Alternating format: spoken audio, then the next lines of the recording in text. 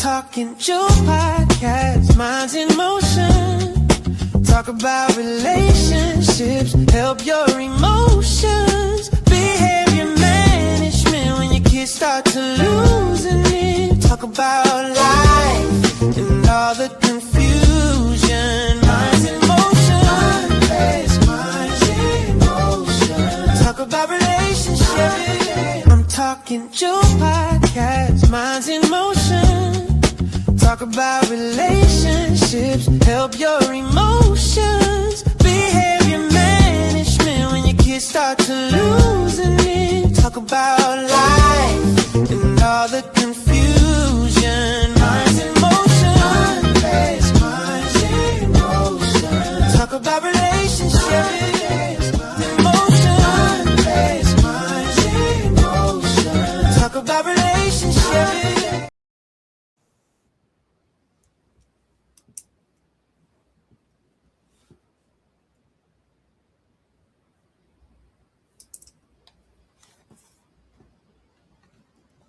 Good evening and welcome to Minds in Motion with me, your host, Jewel. Tonight, we have another guest, as usual. But before we start the show, I want to acknowledge everyone who is tuning in on all our platforms tonight. Our newest platform is GTM, Global Talk and Music. We are pleased to be on radio on SEB Radio as well in Toronto. We are also streaming on Facebook and YouTube, TDN TV Network 1 and TDN TV Radio. We're on Twitch as well. So, and of course, Minds in Motion on YouTube on my channel as well. Instagram, how can I forget Instagram for TDN TV Caribbean. Tonight, the topic is a very sensitive topic, so I just want to give a quick disclaimer for that for people who may be triggered, or if trauma is at the forefront of your mind when you hear of the topic that we're going to be talking about today. Just be mindful when you are sending in your questions for the guests as well. The topic tonight is all about sexual grooming and the signs of sexual grooming with children. So it's not to scare anyone, but it's to bring awareness to the topic. And tonight I have Tonya King as our guest on our show. She's an author, two-time author, and she's going to talk about her book as well, where you can learn more about this topic. So welcome, Tonya King. Thank you for having me join today. Yes, Tonya, welcome to Minds in Motion. Thank you so much. I just want to acknowledge the fact that you're a busy woman and you made time for us to come on and just to let the listening and viewing audience know more about this topic. Tonight, we also have a text number that you can text me at. So Tonya, 1 second. So the text number is 1-647-495-3224. If you're watching and you'd like to send a text, or if you're listening, to send a text for a question, okay? All right, Tonya, welcome again.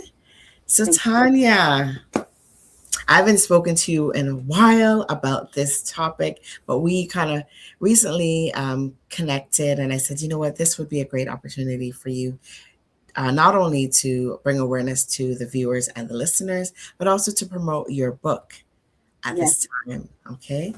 So Tonya, tell the listening and viewing audience a little bit about yourself.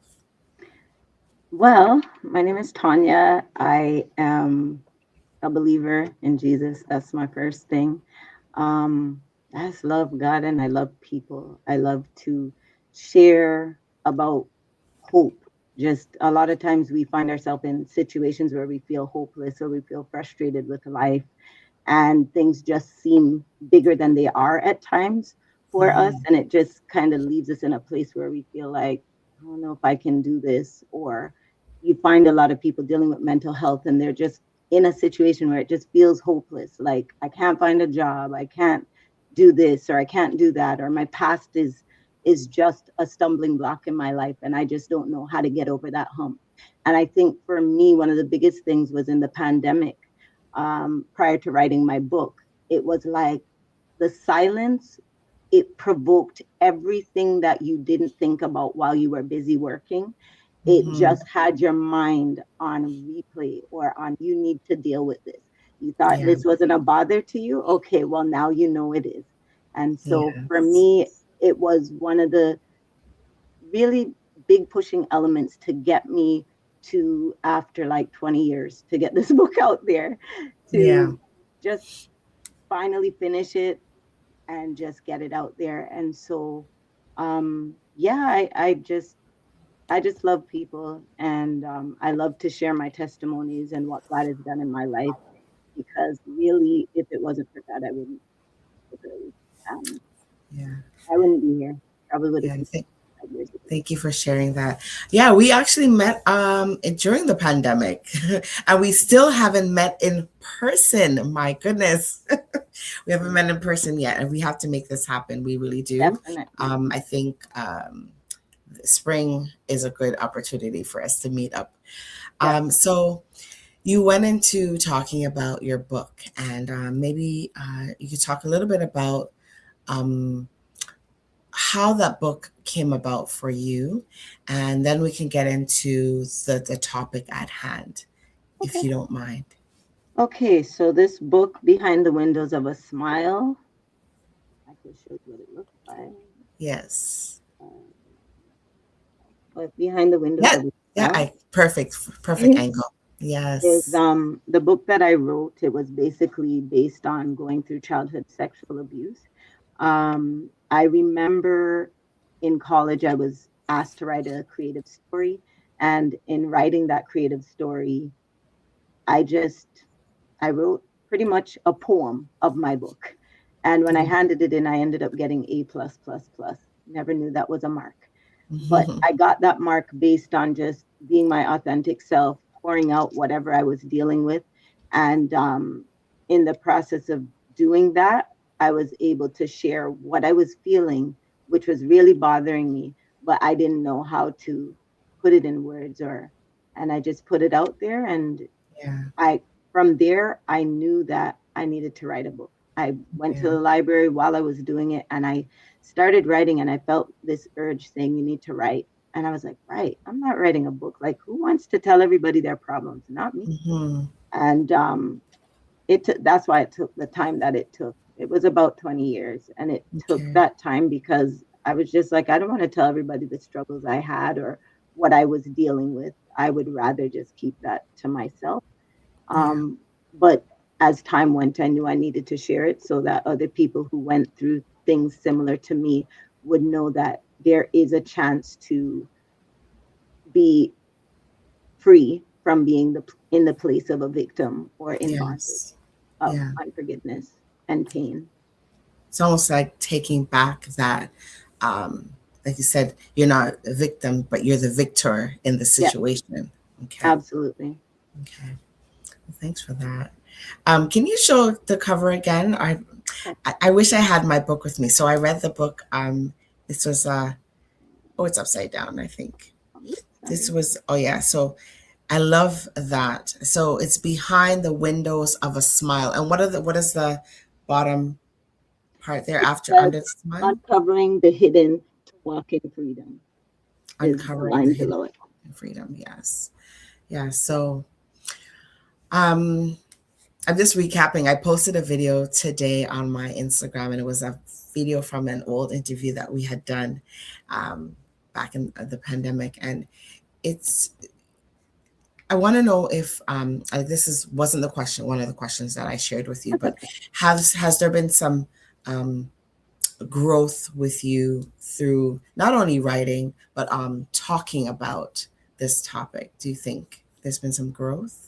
I believe there's growth, and I've also been able to empower other people through Mhm. just being willing to share and be candid. Because, yeah, most of the times, what I find is people feel like because it's 20 years, 30 years, whatever, you're over it.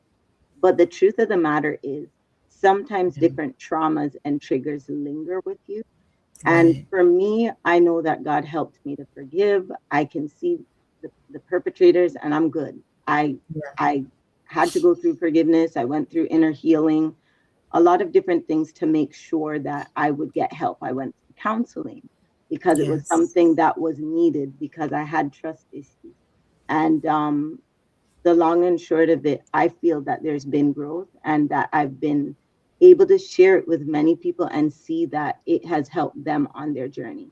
This Okay. book, I remember talking to somebody and they told me there was a pastor's wife that was going through a situation, and it was Mm, along the same lines of my book.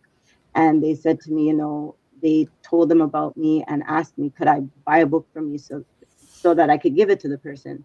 Gave it to the woman, and the woman, her life changed. She was saying like she's so thankful for this book because it inspired her and it helped her to understand some of the things that she was going through. yeah. So for me, one of the things is it's important to write because you're able to help other people who are going through it that don't know that, oh yeah, this could be a trauma, or oh yeah, that thing that happened to you 20 years ago could be triggering you when you go to those doctor's appointments. And Yes. you're And having a, relationships. yeah, Your and partner. relationship. Yeah. Yeah, for sure.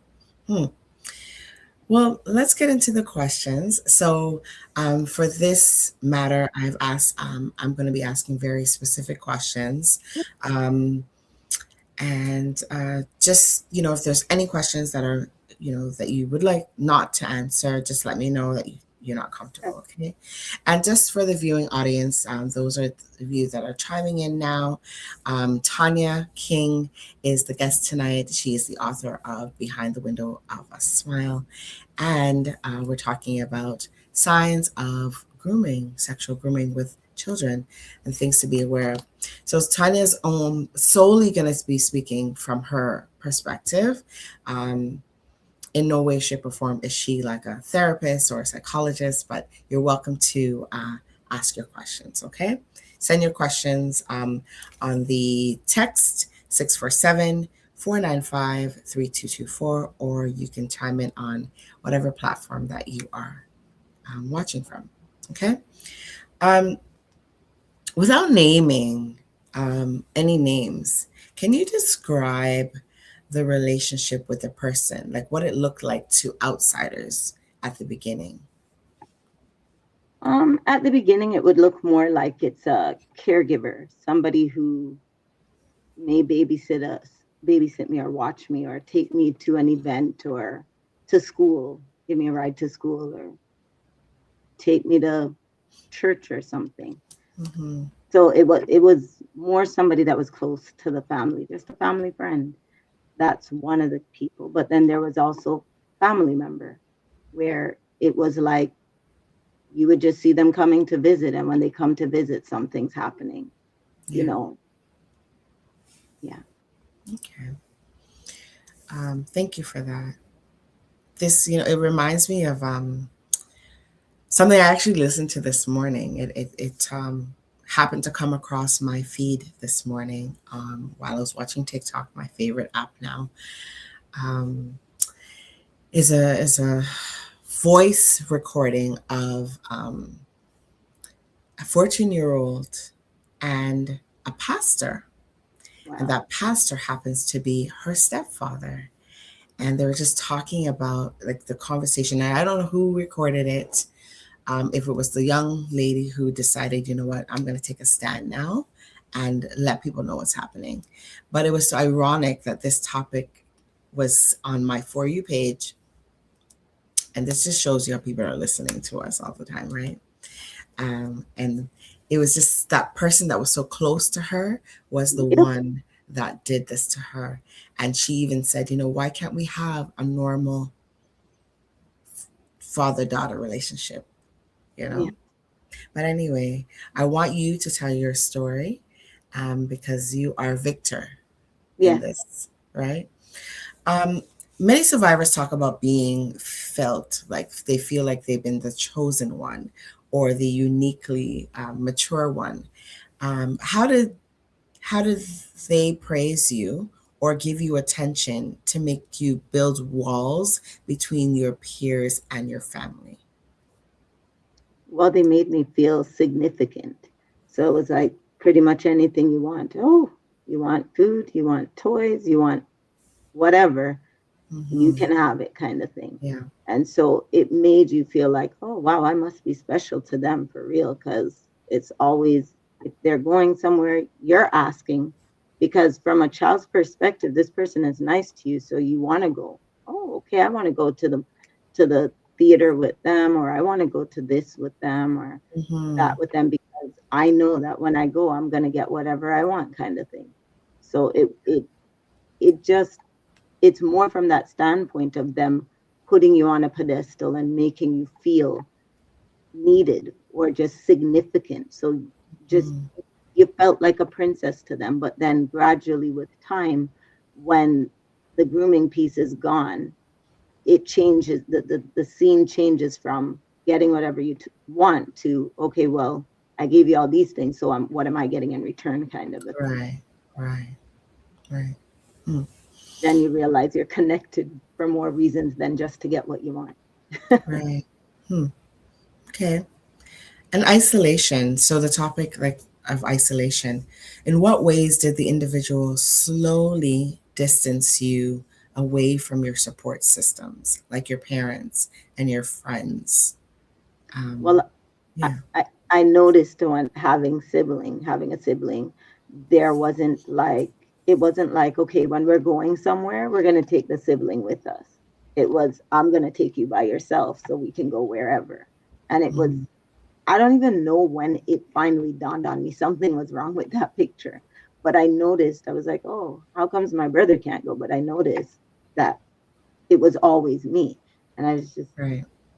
and I think as kids, you're wondering it, but you don't know what to say. And also with them being the adult, you're just trying to, make sure that you're obedient to the adult. So you're not really questioning, why are you not bringing my Yeah. sibling?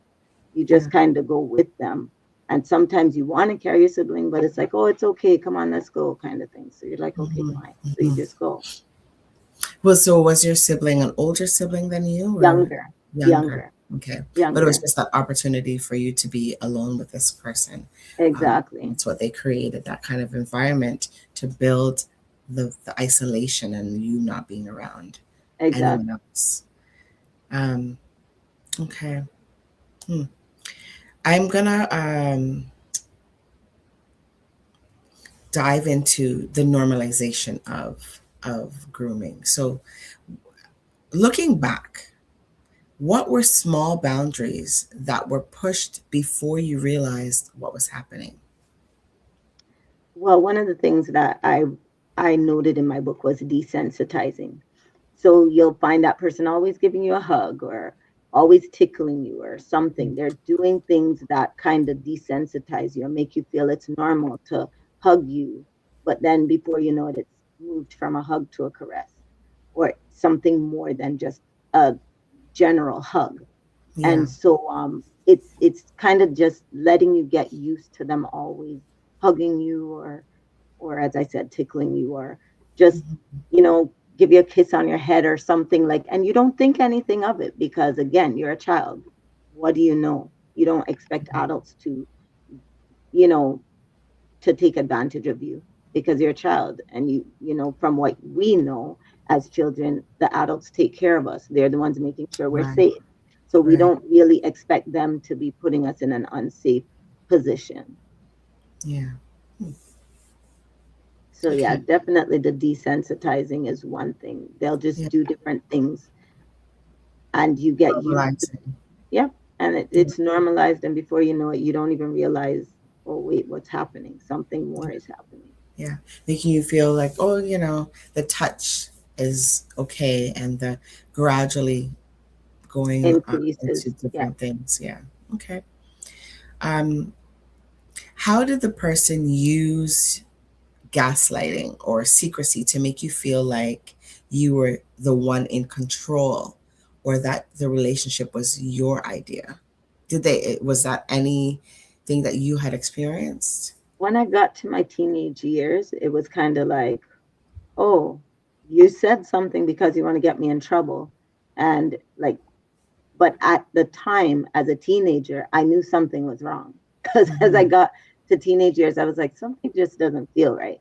But then it's like you, as a teen, you're no longer 5 years old, where you just kind of go with the flow Yes. and not really question or not really kind of kick back. So as you're kicking back, it's kind of like, oh, you're just saying these things because you want to have your own way.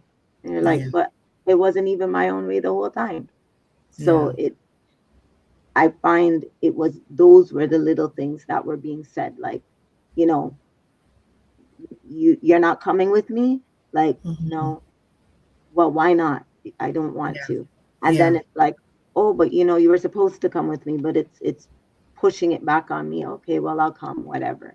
But sometimes I didn't want to. So then it's like you had no choice. It's like if you said no, it was a problem. And then Mhm. you realize they're gaslighting you, but you don't know that as a child Yes. that you're being gaslit. Right. Um, that was a similar message, that kind of, not message, but something I got from the voice recording that I heard today as well. The young lady was saying, basically, she was saying she doesn't want to do this anymore. Yeah. And he was like, just give me a chance, like, let's just continue, let's wean it off slowly. You can't just drop something like that.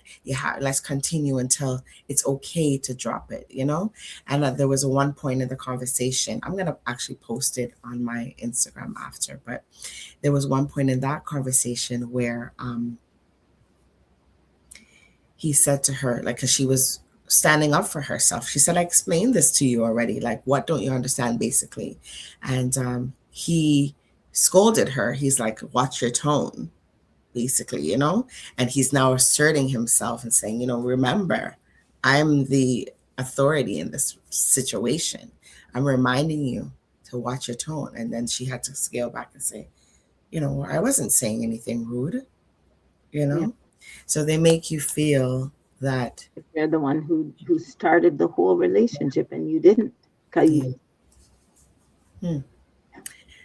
What kind of emotional leverage or debts did they create, or did they create those debts for you? um it just felt like you had to just go with the flow of whatever because they were always kind to you. Like I always gave you anything you wanted, kind of thing. Mm, Yeah, but that doesn't mean that I wanted to do what you wanted me. yeah. And it just, I think for me one of the hardest things in that is that you had to be hiding things consistently, and you want to say something but then they just don't want you to remember. I could lose my job, or remember this, Hmm. so they would throw back the stuff on you, The guilt like, trip, the gaslighting. Yeah. but you're like, how is that my problem? But then as a child you're not even thinking that either, even as a teen, but you're like, I don't care, I don't want to do this. Yeah. And yes, I told somebody because I something feels wrong, something Yeah. doesn't feel right about this. Hmm. And so, like, in saying all this, I can remember when I had to eventually, my mom and my dad found out, and the CAS got involved in stuff, and the person was like, well, how could you have done this to me? Like, I could lose my job. And I'm like, I just told someone and they told my parents, so what do you want? Like, Yeah. and I know that happened because I kept saying it to people, but nobody would know what to say. And then I would say to them, Yeah. don't tell my parents, don't say anything. But this one person finally was like, what do you mean? I have to tell them. Like, what? Your Yeah. kid, Yeah. what is this? Yeah. And Yeah. that was where the breaking point came for me, so I could get help to get out of the situation. Hmm. Um, sorry, there's a question coming in from the back. Hold on. At what age should parents, so this is deviating from our That's questions, but okay. I know you know the answer. So, what age should parents begin teaching their children on how to recognize inappropriate touching? I And think, because you're in childcare right yeah, now, so yeah, yeah. yeah. I believe as young as they can speak. So at 3 years old, you will tell them about safe touch and unsafe touch. You're gonna make it in a way that it is age, like they can understand it. So you're not going to tell them something that is not within their level of understanding or comprehension. You're going to try to be like, okay, these are your bathing suit area, and anywhere your bathing suit covers, those are areas that are unsafe touch. You Yeah. know, maybe your hands are okay to be touched, that's okay, but you want to make sure they know what safe and unsafe touch is, Hmm. because at the end of the day, if you don't let them know, they think that everybody who's touching them, maybe on their buttocks, is okay, and it's not. So some of the things you would also say is, okay, the only people who change your diaper is mom, dad, auntie so and so, or the doctor is allowed to touch these areas when they're doing an examination on you. But Yeah. you have to let your children know as soon as they can speak. It's very important. I could remember there was a gentleman that when I had the first accident I had in 2009, he was taking my daughter to her recital, and Yeah. she was 3, and she says to him, "No, no, mommy said don't touch. Mommy said don't touch." And he Hmm. was trying to put her seatbelt on, and he needed to put her seatbelt on. And Yeah. he had to literally put something between his hand and her private area to put her seatbelt on because she wouldn't allow it. And she was Yeah. only 3. But she was talking from the time she was like two and three quarters. So Right. she was able to verbalize that. But it's important for us to tell them from they're young, because people do these things very young. I know of a young girl that was molested, like abused at 2 years old. Yeah. So yeah. Yeah. You're right. You're absolutely right. Thank you for answering that question, and thank you for the question as well. So don't feel uncomfortable for our viewers that are listening. You might have a burning question that you'd like to ask. Feel free to ask the question. If Tanya feels comfortable, I'm speaking on behalf of you, Tanya, that Tanya, you would answer if you feel comfortable, right? And obviously you'd say, I don't feel Yeah. comfortable answering that, right? So remember, you can text 647-495-3224, and also just type in a question if you have a question, okay? Um, so did they make you feel like you owed them something because the gifts or attention that they gave you? I think you mentioned that already, Yeah. but they There's made you many feel times. that. Mhm. There's many times where it's like, look at all I've done for you. Like, and it's like, yeah, but that doesn't matter because I don't like this. And I find that when you finally come to that place of understanding of, wait, I don't like this, Yeah. it's like a wake up, but then you get that resistance where it's like you can't just change your mind. And so they'll do things where, the dopamine comes from different touches, and that brings Yes. Yeah. pleasure to you, right?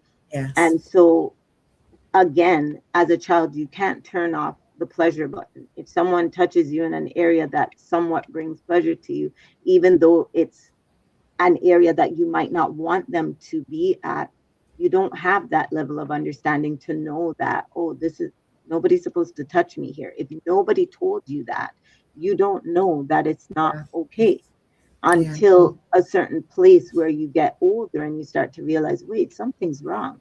Something doesn't feel right, or I don't feel right. Yeah.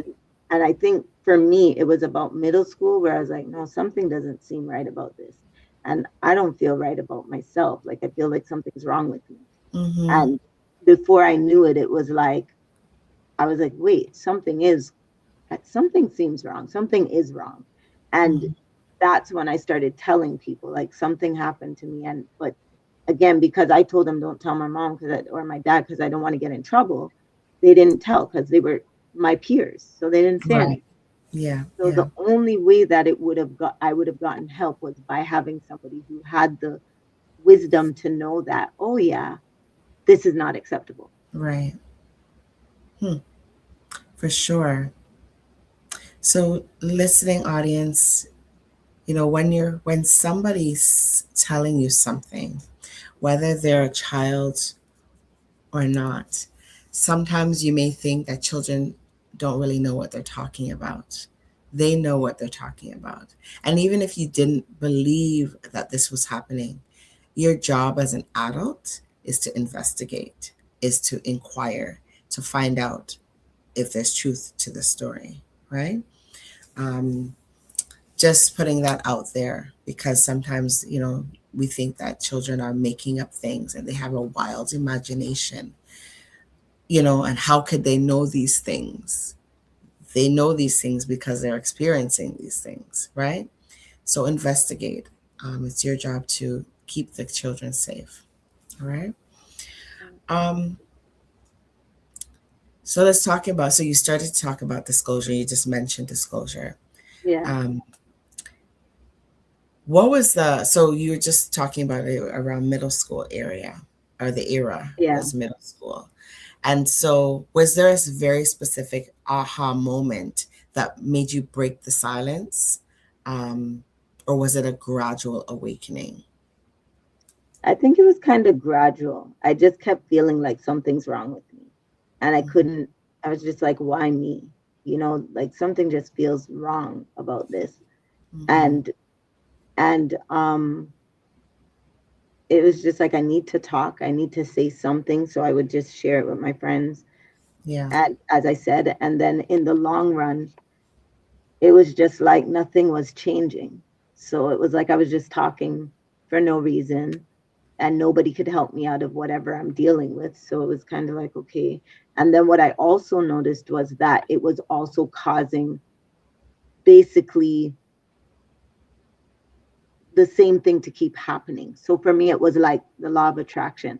It was like everywhere I went, somebody else was trying to abuse me. And so Yes. in my mind, I started to think like, is there something on me that says come and bother me or come touch me or come do something I don't want you to do to me? And I Yeah. noticed it was like a cycle that started to happen. So at the age of 8, there was another person that was introduced, which was a relative that would visit. And when they visit, they forced me to watch things that were not good. And then in the long run, it it's like now it became a part of me too. So then I ended up having those struggles because this it's like you attract abuse to yourself.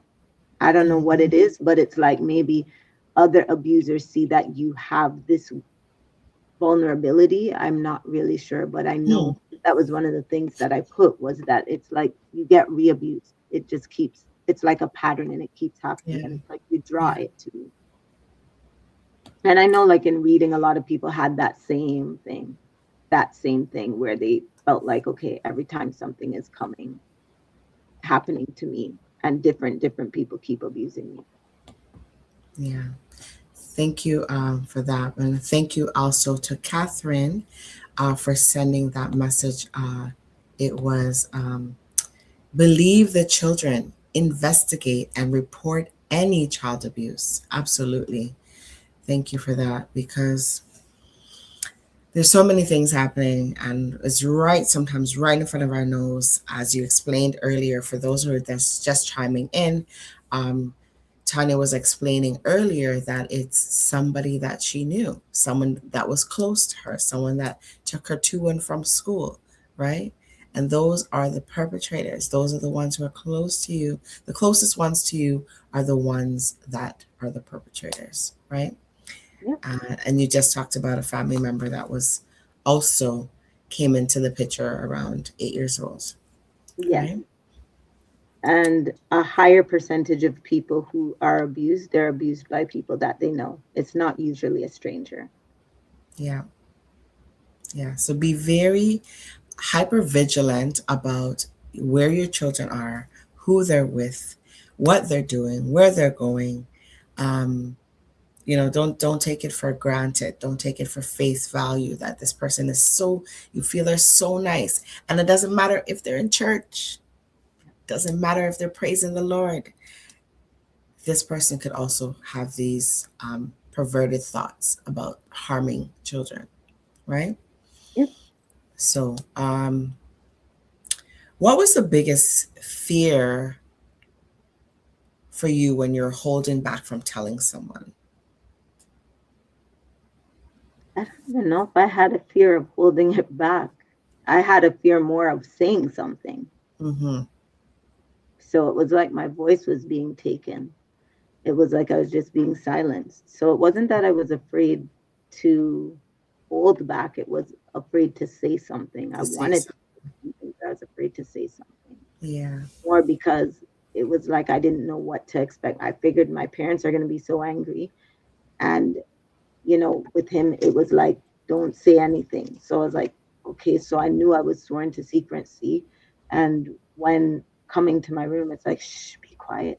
Like, and so you're like, why am I being quiet? Like, is something wrong here? Like, but then again, I'm like, you're waking me up. So I'm really tired. Like, leave me alone, kind of thing. But then Mm-hmm. I have to still stay awake because you need whatever you want, Yeah. whatever attention you need or whatever. Was there a sense of disappointment, not wanting to disappoint your parents, and shame? Was there anything like that you also felt? It was both. This I is didn't, deviating from that. Yeah. yeah, I didn't want to disappoint my parents, but then I Mm-hmm. didn't want to disappoint the person either. So because I cared for both of them and the person was kind to me, supposedly. Mm-hmm. Mm-hmm. All right. But So then there's a question. time I Yeah, go figured ahead. out it was grooming. Sorry. They were Sorry. kind. I said they were kind to me, but within time I found out it was grooming. Uh-huh. With time, years later You of understood that reading it it was. and doing the research for my book, then I was like, wait, what? I Yeah. knew something was wrong.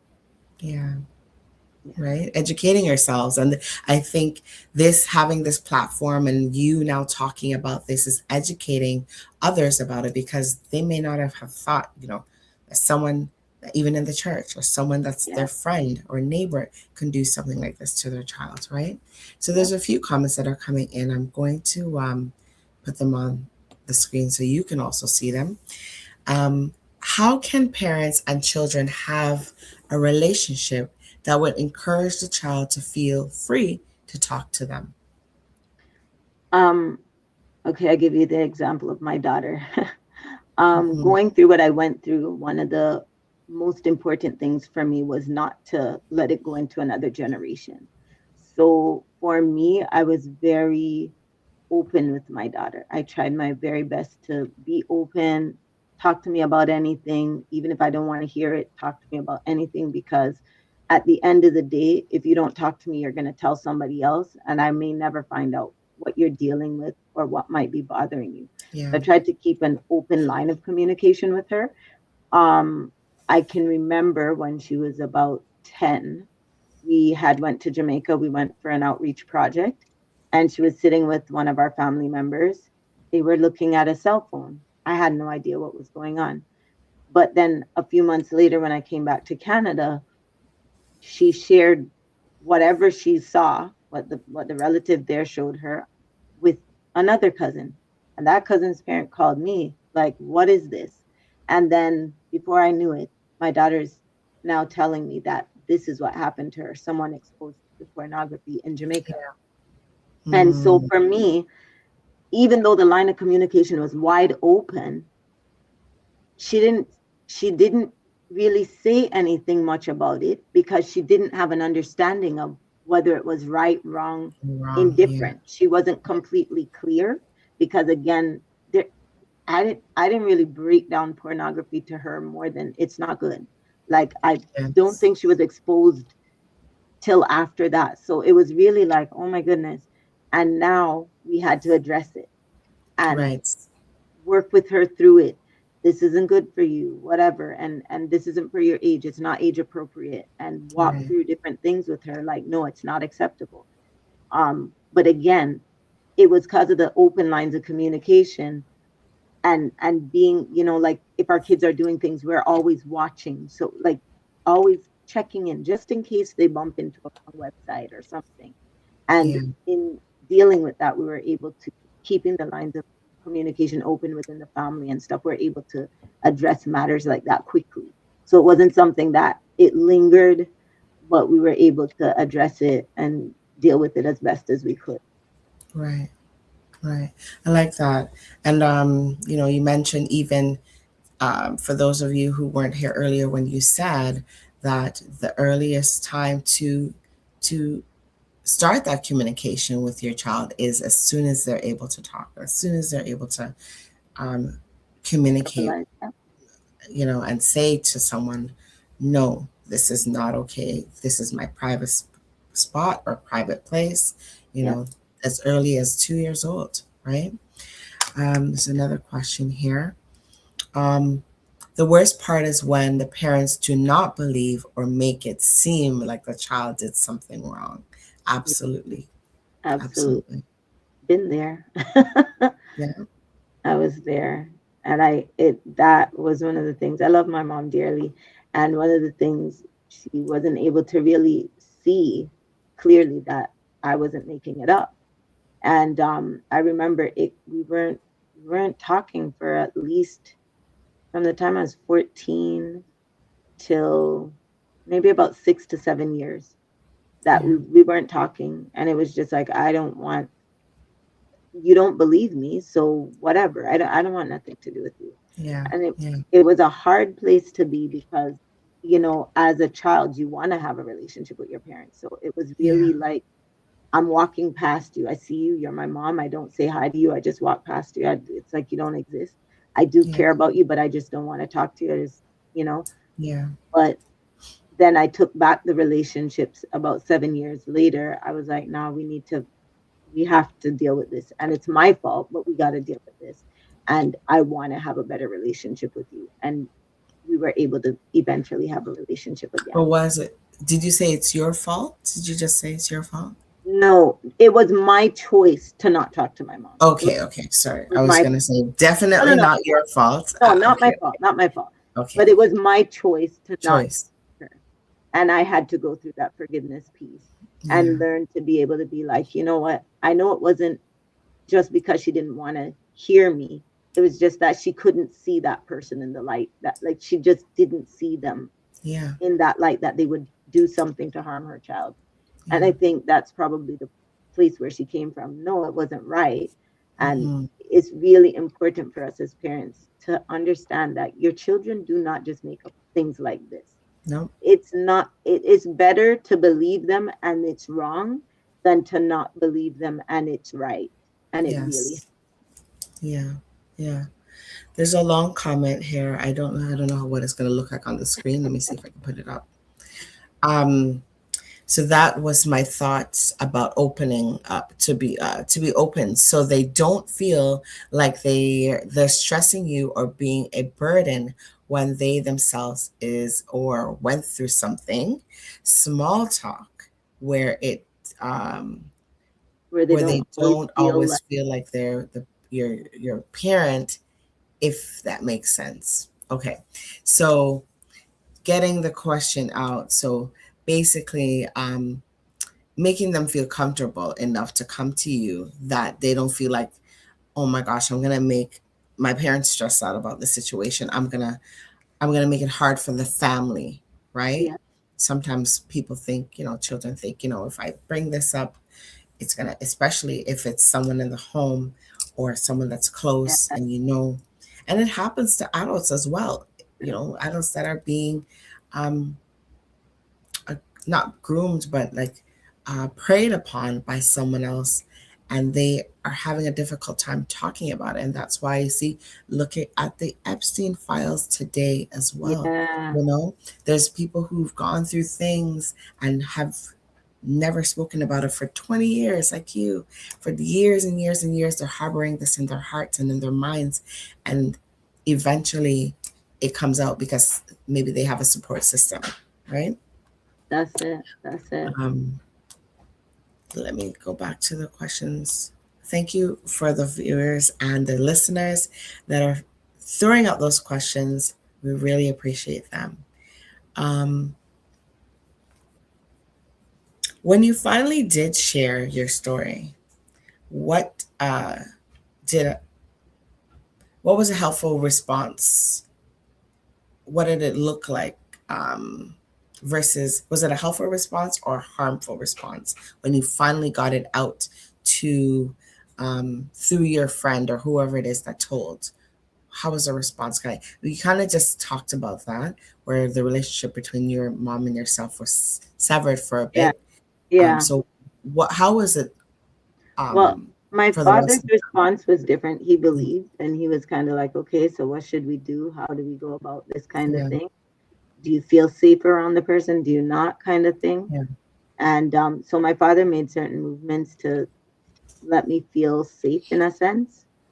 Um, and then the person who did whatever they did, um they were very disappointed. It was kind of like, how could you do this to me, kind of thing. And like, hmm I just yeah, know, just still like blaming you or like, it's making you seem like exactly, exactly. they are the victim now. And I think that's the piece, because you've been in this cycle from the time you were like a child till you're a teenager. It's as if they think they're in a relationship with you, and you're like, no, but we're not. This is wrong. Yeah, And so it's very strange. It's very strange. Many of us hmm would say that's sick. Like, how do you, as a grown person with a child, it's just distasteful. But um, it leaves you feeling like you're an adult, but you're not an adult. You're a teenager, and they're trying to talk to you as if you're an adult, which makes no sense. You yeah, know. But yeah, I think in the long run, some believe, some don't. But for the most part, at the end of the day, I got help. You know, yeah, be, being able to go to CAS, they were trying to help as best as they can, and it was kind of like, should we charge him? Should we not? And it's like, why are you asking me as a child that? Like, so that's a question that was asked to oh you. yeah, yeah, You- it was what would weird. you like to happen here? Yeah, and I was Hmm just like, okay. And I'm looking at the person across the table, like, you're gonna make me lose my job, like what? hmm It was very. I don't think they do things that way anymore. They're probably more, you know, able to do something more. But for me, I just I really hope that parents would take a note from me and just listen to your children, hear Yeah, them out, and do the research, find out. I know of others who have been through it, and it took so many years, and now they've got, if it's even their stepdads, they're in jail as a result. But it took yeah, years of sitting mhm, there bearing the brunt of the pain of whatever they went through, because they didn't want to tell the family, because they didn't want no one to look down on the person. They didn't want the family to look bad. And so yeah, you're just looking at covering up for everybody. But what about mhm, yourself? yeah, Where do you yeah, get the help? hmm That's children. Most children are trying to think, how do I help everybody else but myself? They don't know yes, what. yes, yeah. Hmm. So there's a statement in the back, and you're not. I don't think I'm going to be able to bring it up to the front, but I'm going to read it out. Um, so making the victim feel. So basically, they're making the victim feel like it's their fault. It's a common tactic by predators. What are some things parents can do to make sure their child is if their child is violated this way? The child feels comfortable enough to talk. So we did, I guess we Yeah, covered that. say that. Yeah. And especially if it gets out of hand and when it's a person that the family member knows. So we talked about that. Something just came through again. Let me check. So this one here says avoid sleepovers too. Sure. It's very important because, as you say, even family members are closest to abuse you. Yes. Oh yeah. I was never one to send my daughter to sleepovers. It was kind of like, you have a home, you have your own bed. Like, no. And Yeah. even at times I would have relatives' children over, and right away I would see the little boys trying to do this sleep under the blanket. I'm like, oh no, no, no, no, we're not doing that. So Yeah. because so many times children can reenact different things with other kids based on Yes. stuff that they've been through. Even for me, like going through what I went through, you go out with other kids and you're around other kids, and if you're not careful, you're experimenting on each other, That's and it's right. not cool, because Yeah. you're doing what you saw happen to you. Yes. And kids don't get up and do that stuff unless they were exposed to it. Exposed to it. They Right. don't. Exactly. Like, if you see them doing things that you see on TV, on a video, it's not happening because they were not exposed to it. Yeah. Somewhere somebody exposed it to them. And Right. then they realized, oh, let me do this. And they don't know what they're doing, but they just go ahead and they're mimicking what they've seen. So Right. it's really not a good thing to send your kids on sleepover. It's really important also to make sure you know who you're sending your kids around. Yeah. Even if you think you Absolutely. know them, be careful. Mm-hmm. Be Mm-hmm. careful and keep the line of communication open. Let your children know what are the safe spots, what's not safe. What's your Right. private parts where nobody should touch. You know, Yeah. I used sang a song with my kids at daycare. These are my private parts. And I would let them kind of put their hands the different areas, their self, and say they belong to me and nobody can touch them and Yeah. all that stuff. Because Yeah. it's important when they know that, then they're like, oh, if you're touching here, no, that's not okay. Mommy said no, that's my private part and nobody's allowed to touch it. So Yeah. There was a video that was trending actually on yes, social media. These are yes, my private parts, yes, private part, and they made it into a song. So yes, and that's how we learned from a very young age about song and play, and so yes, singing that song is gonna stick in their memory and their mind about which places are their private parts. I like that exactly. you did that with your daycare children, right? Um, I'm going to ask one more question and then we're going to talk a little bit more about your book because we're almost at the end of our show. Um, have you worked to separate your identity from the things that happened to you? Yes. Okay. Yes, I had to because I'm not a victim. As I said, I'm a victor. I'm an overcomer.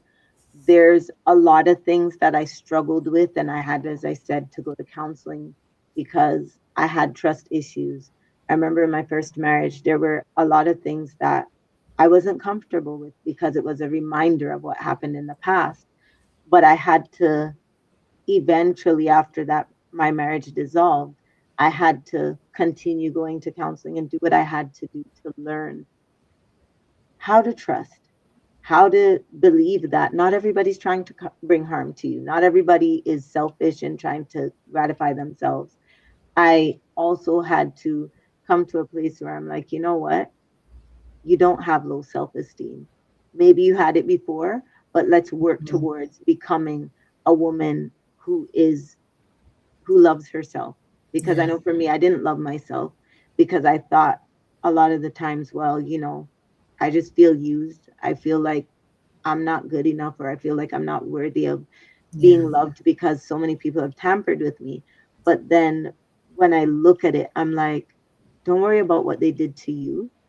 They they bothered your life, but they couldn't kill you. They didn't kill the Yes. dream. They Yeah. didn't kill the voice that's within you.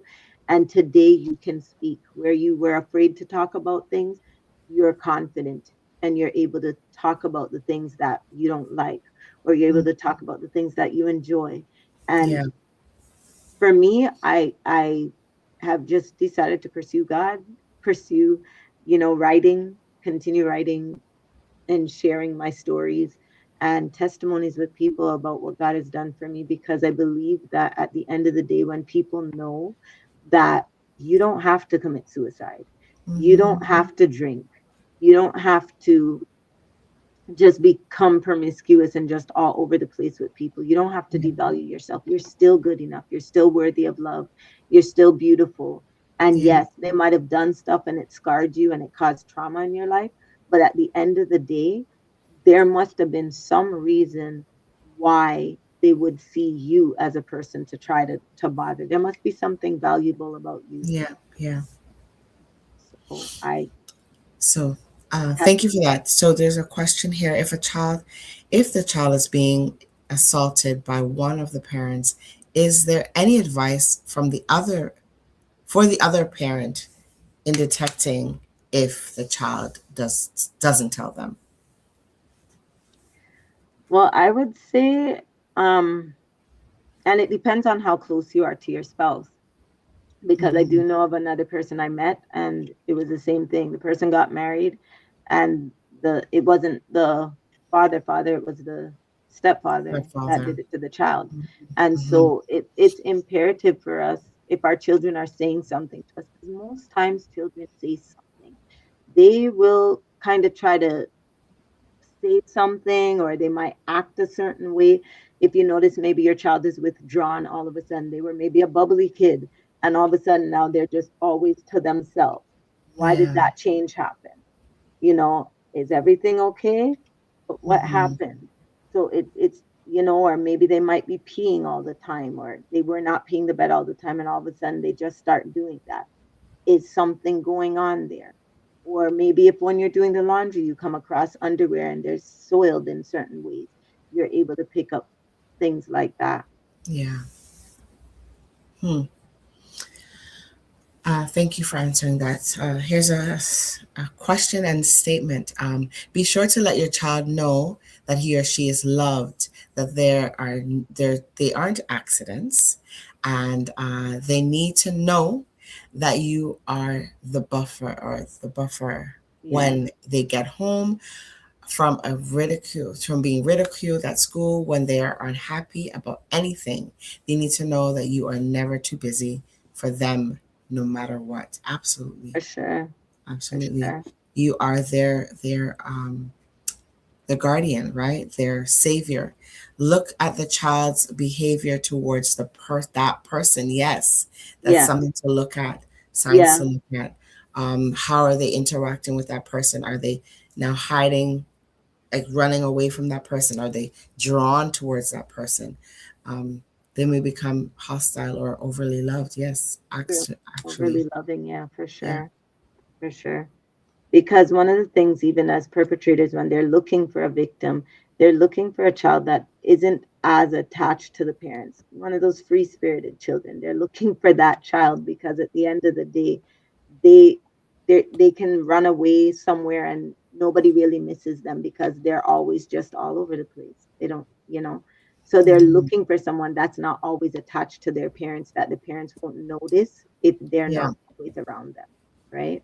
yeah, But it's usually those kids that are not the ones that are clinging to their parents all the time. Those are the ones. So I get it when that person says, let your children know that they're loved. Because if they don't, they're looking for love if yes, no if you're not showing it to them as a parent. So yeah. that person who's giving them everything that they want, they're gravitating to them and they want to be around them all the time because they're giving them everything. So And just know this, parents, it doesn't have to be the opposite sex. It could be the same sex of yeah, person that is trying to harm your child or abuse your child. So be aware of those signs as well, right? Perpetrators come in all shapes and all sizes and all kinds of, you know, ways to uh, abuse your children. All right. So before we go, I want you to tell people how they can get your book. Are you still selling your book? Where they can find you to hear more about your stories and your upcoming podcast. I'm yeah. holding you to it. Yeah, you can DM me at Tonya C. King on Instagram, or you can email me at tonyakWrites@gmail.com. And I have the books. I will be putting up a new website coming soon. I'm redoing the website, and yeah, so I sell them in person. I can mail them to you. I can ship it to you. Or if you're in the area, I'm in Brampton, I can drop it to you, kind of thing. Yeah. Or if I'm in Toronto and I go to church, I can connect with you in Toronto. Yeah, those are the ways you can get a hold of me. Um, Yeah. Yeah, because you know what? Tanya said a lot tonight, but sometimes when you read the information, it sticks even more. And if you want, you can go back and watch the recorded show on YouTube. It's going to be there for you to watch it. It's going to be there for you to share with your friends and family. But I would encourage you to get that book so you can have it as a reference guide as well to helping you understand more about this grooming process, but also if you know someone that was a victim or victimized, that they can read about how Tonya went through her healing process and leaning on God to help her through the process. So I want to thank everyone for tuning in on every platform: Facebook, YouTube, Twitch, Instagram, radio. Appreciate you. I want to say stay on, because tonight is Anthony Drago's show.